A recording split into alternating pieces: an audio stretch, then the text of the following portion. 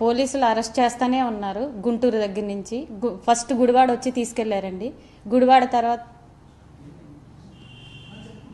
గుడివాడ వచ్చి పోలీసులు వచ్చి గుడివాడ తీసుకెళ్లారు.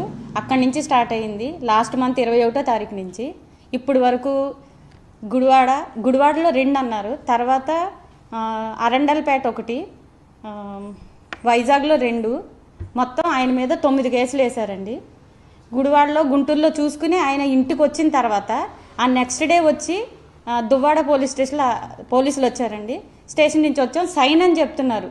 నాకు ఒక రిపోర్ట్ కానీ ఇది అసలు వాళ్ళు ఏం సబ్మిట్ చేయట్లేదు. మనిషిని సైన్ అని చెప్పి తీసుకెళ్ళిపోయి అక్కడ పొద్దున్నుంచి రాత్రి వరకు కూర్చోబెట్టి అతనితో చాలా వరస్ట్గా బిహేవ్ చేస్తున్నారు. లోపల సిఐలు కానీ పోలీసులు కానీ అందరూ చాలా వరస్ట్గా బిహేవ్ చేసి వాళ్ళకి పోలీసులకి ఫోన్లు వచ్చి వాళ్ళు ఏం చేయమంటున్నారో అది ఆ ఫోన్లో వచ్చిన వాటిని వాళ్ళు ఫాలో అవుతున్నారు. వాళ్ళు ఆ ఫోన్లో ఏం చెప్తున్నారో దానికి సంబంధించి చేస్తున్నారు. ఆయన్ని అంటే ఇప్పుడు ఏదో కేసు మర్డర్ చేసి అలా వచ్చినట్టుగా బిహేవ్ చేస్తున్నారు. బయటకు వచ్చిన తర్వాత మాకు స్టేషన్ బెయిల్ వచ్చిందని చెప్తున్నారు. బయటికి తీసుకొచ్చేసరికి ఇంకో స్టేషన్ పోలీసులు రెడీగా ఉంటున్నారు. రెడీగా ఉండి ఆయన్ని ఎక్కించుకుని తీసుకెళ్ళిపోతున్నారు. ఎక్కడికైనా అడిగితే చెప్పట్లేదు. ఏం కేసు మీద అరెస్ట్ చేస్తున్నారంటే చెప్పట్లేదు. మాకు ఎలాంటి ఇంటిమేషన్ ఇవ్వకుండా అరెస్ట్ చేస్తున్నారు.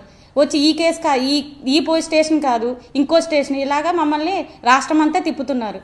లాస్ట్ మొన్న 2 డేస్ బ్యాక్ మొన్న జరిగిందండి. మహారాణిపేట నుంచి రాజమండ్రి నుంచి పోలీసులు వచ్చి ఈవినింగ్ 7కి తీసుకెళ్ళిపోయారు. రాజమండ్రి తీసుకొచ్చారు. నిన్నేమో అక్కడ రాజమండ్రిలో సీఏ అయితే చాలా వరస్ట్గా బిహేవ్ చేశాడు. అతనికి అప్డేటు అనవసరంగా అక్రమంగా అతను చెప్పని దాని మీద సంతకాలు పెట్టించుకున్నారు. రిమాండ్కి వేశారు. నేను సెంట్రల్ జైలుకి పంపించారు. నేను రిమాండ్ వేసి ఇవన్నీ జరుగుతున్నాయి. మమ్మల్ని ఊరంతా తిప్పుతున్నారు, రాష్ట్రమంతా తిప్పుతున్నారు. ప్రతి స్టేషన్లో కేసు పెడుతున్నారు. ఏ స్టేషన్లో కేసు ఫైల్ అయితే ఆ కేసుని మా ఇంటూరి రవికిరణ్ మీద యాడ్ చేసేస్తున్నారు. ప్రతి స్టేషన్లో కేసు పెడుతున్నారు. ఆ విషయం చెప్పుకుందామని జగనన్న దగ్గరికి వచ్చాం మేము ఈరోజు. జగనన్న మాకు భరోసా ఇచ్చారు. జగనన్న మాకు అండగా ఉంటామని చెప్పారు.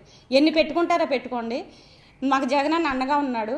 నేను ఈరోజు పోలీసులు ఎవరైతే ఉన్నారో ఎంత అక్రమంగా అతన్ని ఇచ్చేస్తున్నారో వాళ్ళందరి మీద ప్రైవేట్గా కేసులు పెడతాను నేను.